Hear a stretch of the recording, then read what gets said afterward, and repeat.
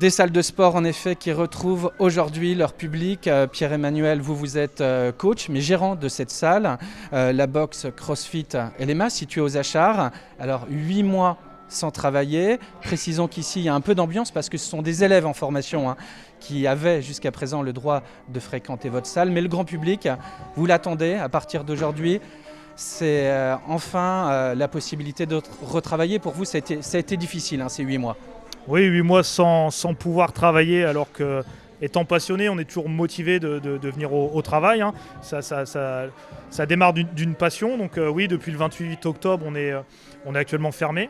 Donc comme vous l'avez dit, derrière, ce sont des stagiaires de la formation de l'Institut régional sport et santé. On est aussi une école à part entière. Donc eux ont pu continuer, mais nos adhérents ont dû arrêter à partir du 28 octobre en intérieur. Alors, est-ce que les réservations reprennent? Oui, ce soir on a 3 entraînements sur 30 places. Là il est 11h, on a déjà 15 places de réservées. Ça va se réserver encore tout l'après-midi. Et on fait aussi un cours de boxe, de conditionnement physique sur de la boxe. Et le cours est complet. Donc pour les réservations sur les entraînements, on est plutôt satisfait de cette reprise. Malgré cette période quand même difficile pour accueillir du public sur une période qui se rapproche de l'été. Ouais, c'est difficile. Donc là, on parlait des cours. Souvent, ce sont des gens très motivés. Ils se font coacher, donc ils ont gardé cette motivation, donc ils vont certainement revenir.